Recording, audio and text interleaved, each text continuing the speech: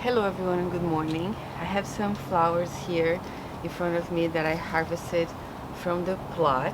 I actually harvested those yesterday, and this morning I decided to make a bouquet just for fun, and this one turned out really good. Let me show you guys a close-up. So I used some of the floret zinnias in here, these two. There's some sunflowers, they're about to open, and there's some scabiosa and status in here, some straw flower, some basil, and a Cornell bronze dahlia. I have one dahlia here from the backyard. So I decided that I'm going to try to make a bouquet with you guys too, since this one turned out so good.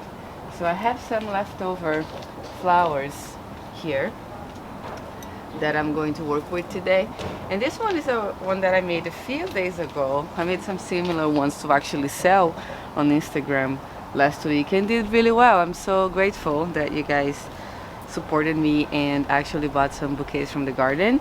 That means a lot to me, so I'm definitely gonna try to start making some more since we have so many flowers in the garden.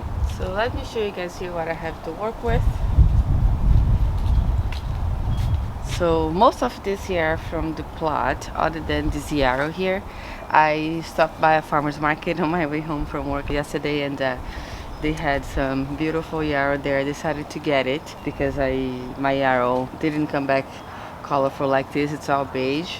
But everything else here is from the plot. This is the echinacea that we saw on the garden tour, and those sunflowers that are about to open. See over there, say they're gonna start opening, and then 6 of them, 3 of them in this bouquet plus this are opening already. I have some actually little dahlias. These are from the front yard from my little dahlia seedling project, and they're dahlia from seed. And some rudbeckias that I don't know if I'm gonna use. These guys here, I don't know, I don't know much about the vase life yet. Sometimes they last a very long time, like these guys here. But sometimes it just wilt. So I'm thinking that I might sell this new bouquet that I'm gonna make as well.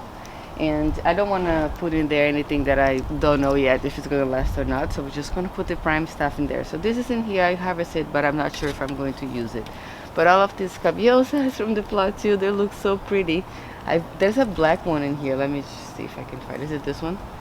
This very dark one here, so beautiful. I love this one too. There's some straw flowers. So let's see what we can come up with these flowers that we have. I also have some basil, turn this way, that I harvested for filler. This is the cinnamon basil and also the purple basil that I planted with the tomatoes. It was looking really big, so I decided to get a stem there too. I left this overnight in water. Sometimes when you harvest basil, it wilts, but even for the basil that I use for cooking, I now like to leave it outside. I put it in a jar and leave it on room temperature. Basil does not like to be cold. Oh, it's very dark. Sorry, I had to adjust the camera there. But hopefully it's a little better. But basil does not like to be cold. So that's a tip for you guys if you're growing basil. Wanna keep it inside when you harvest. But let me move these things to the side first. I really love this. I'm so excited with this bouquet. And let's start working with this one. So obviously, I'm just a gardener. I'm still learning how to make bouquets. But last year, I grew the flowers for my wedding, and I've practiced a lot making arrangements and hand-tied bouquets, and even for my bridal bouquet. So I feel that I learned, I think, or two with practice last year. But I'm still not a professional. But let's see what I can come up with these ones over here. So I like to start with maybe a spray flower, something that's a little bit taller, and then put like a focal, which would be a bigger flower that would, like in this one here would be the sunflowers. But I have a lot of these tall whimsical things like this scabiosa here, and this stem is also really big. So I think that I'm going to start with these two first, like that. And then I'm gonna cut this after to the length that I want. So what I'm trying to do is just make the top look like I want. Sometimes I feel like when I teach people how to make bouquets, or show them how I do it at least, I notice that people try to match the bottom stems, and then the tops get like super flowy and stuff. So just you think from the top, so you're gonna look up here and you're gonna decide. And don't worry about the bottom because you're gonna cut after. So I'm gonna cut one here. I'm not gonna waste this flower, it looks good. I'm gonna put here, but it was a little bit too close to the bottom, so I like a little bit of flowiness, so I think this looks good. And then I'm gonna try to do a hand tie, like a spiral bouquet. Let's see if I can do it. And then I'm gonna do a sunflower. This one is a little bit more open, and the stems are really tall, which is a good thing. I'm gonna put it in here, I think. Then I'm going to turn my hand and keep just going around. Not turn my hand, turn the flowers. I like to keep rotating as I go. So I'm going to just put some different things like this yarrow. Oh, there's 2 stems, great. So I'll put one here. I like to take more of the leaves off. And then I'm going to rotate again, I guess. And then put it in here. Maybe this side to be like opposite. Then rotate. I guess you don't need to do that. I just got used to it after I was practicing so much last year. I'm gonna put another sunflower in there. But I find it easier because it just helps me make things look a little bit more even when I do that. Oh, look at that. I already like it. Looks pretty pretty. So rotate one more time. I think I have an extra echinacea in here. I might use her since most of the echinacea are on this side. So we're gonna put one over here too. Very nice. Turn it one more time. And I think I'm gonna put a scabiosa since I also have so many. This is also called pink cushion flower, but I love to say scabiosa. I know it sounds very Harry Potter-ish, but I usually have a bucket for my scraps too, but I'm gonna put it here on the side for now. Alright, and I always peel the bottom leaves, so once this go in the water, the leaves won't touch the water and make the water murky, which will make the flowers last longer. So another one. Alright, very nice. Really like the look of this so far. Turn it one more time. So I have 2 sunflowers. I usually try to put 3 of the things, but the sunflowers are precious. I might wanna save them for another one. So let's see, I put a yarrow in here because I have plenty, and another one in here because it looks like there's a gap, but I put a different color, maybe this white one. Oh no, actually, yeah, do the white one.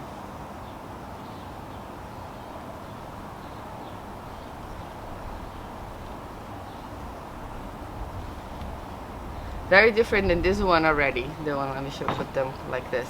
I stuffed this one pretty good, so this one's a little bit more flowy. I tend to like the more flowy ones instead of this more round, more formal bouquets, but I don't know, for this one I ended up happening that way. I think because I have more scabiosa on this already makes it look more whimsical. And I have some straw flowers here that I haven't used yet, so let's add the straw flowers. And then I'm gonna turn my hand again. Try to make things a little bit more even. Looks like there's a gap in here, so I'm gonna put something. It would be nice to put something a little bigger. I don't have a lot more focal flowers anymore. But I think another straw flower will look good. Even though this straw flower color, this pink, is not as, I would prefer something to be more cream, so it goes better with the overall theme, but it still looks okay. I think it still looks pretty. Sunflower leaf. I might end up cutting it, let's see. It looks pretty good. What do you guys think? Is this a $20? Oh, look at me coming from the bouquet, but do you think this is a $20 bouquet yet? I see such a range here in New York City. I see some mason jar bouquets in the farmer's market smaller than this for $20. And then I see some other farms with not as much specialty flowers, the more common flowers for this big like this 20. But this one is pretty special. I mean, there's lots of, you know, the color palette's really good. There's lots of unusual flowers like the florid zinnias and the white sunflowers, which you don't see so much. There's a dahlia in here. So I think that if I was going to sell this, I'll sell for $30.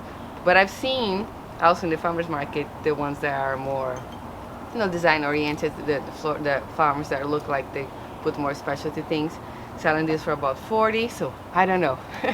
I still have to figure out, but I'd love to keep, you know, selling these bouquets if I can, because first of all, I love making them. I just found out since last year, and this be good to, you know, share the beauty of the garden with neighbors, with people. Last weekend when I said I was gonna sell them, lots of local neighbors actually reached out to me, which was great. So people here in Astoria bought the bouquets, which is nice, even more special, because they're saying, I love that I can actually get something from the neighborhood, you know, like hyper local. But I'm really happy with this. I think kind of feel like stopping, but I have more flowers, so I guess I'll add a few more. I have this little cute white yarrow here. This is from my garden somewhere in the backyard here from the bucket. I almost was not gonna, you know, use it, but decided to grow this year, but decided to just let it be in there because it came back from last year, and I'm glad I did. And then now, because, you know, I see that there's a little gap, I'm gonna just loosen my hand a little bit and then put this inside to fill this gap in here. And I think that looks really nice. Oh my gosh, I love this one so much. I want to keep it for myself, but I'll also love it to find a home to share someone else out there looking at this beautiful flower. So let me see, I have some more yarrow. Let me turn my hand. I'll put one right here of this beautiful. I love the color of this one. I'd like to grow one this color next year. I bought a Colorado mix a couple years ago, and they just have been coming back. Here's the color, hopefully you guys can see. And I didn't get this pinkish. I got some reds and stuff, but it would be nice to get one like this. I really like it. Alright, I think I'm done. I think it's looking good. I don't want to overstuff it. What do you guys think? A little better looking from close by.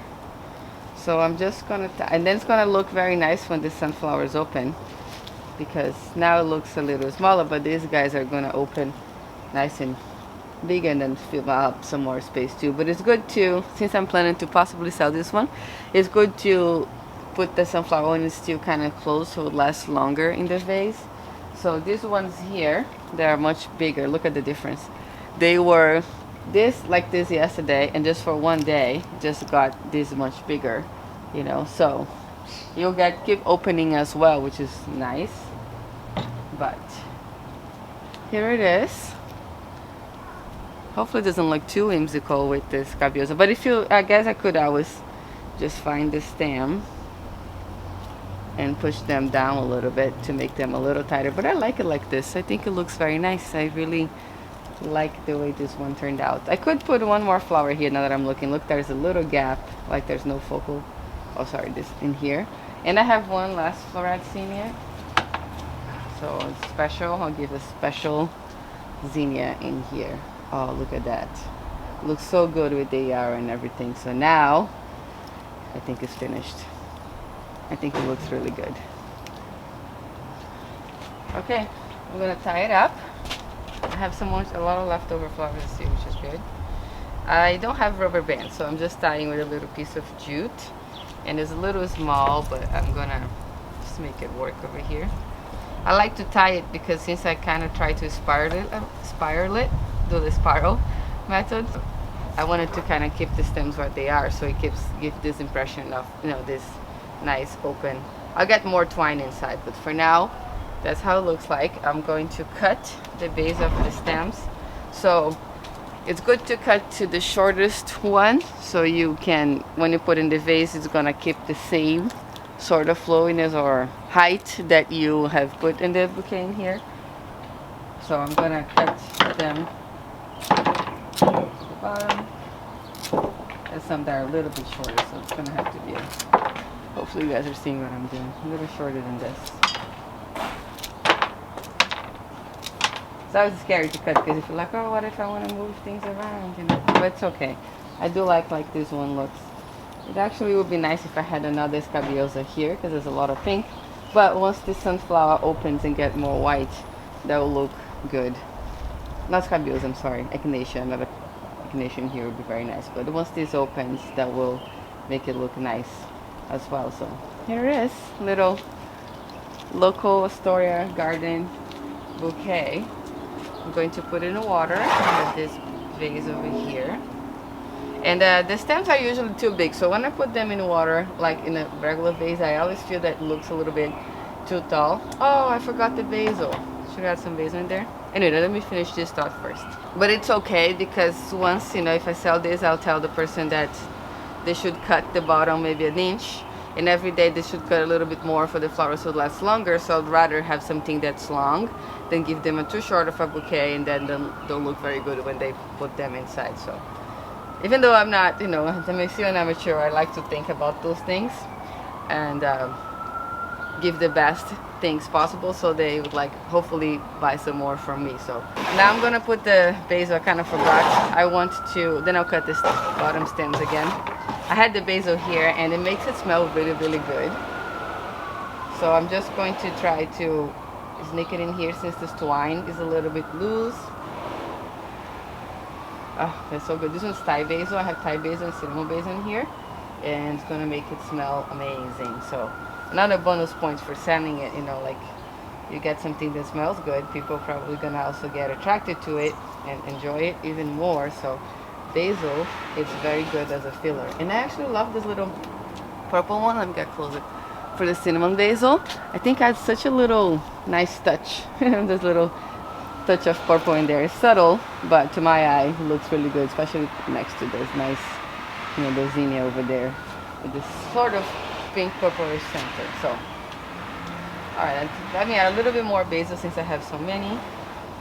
I have a really big one here. That one might not work, but this one I can add over here.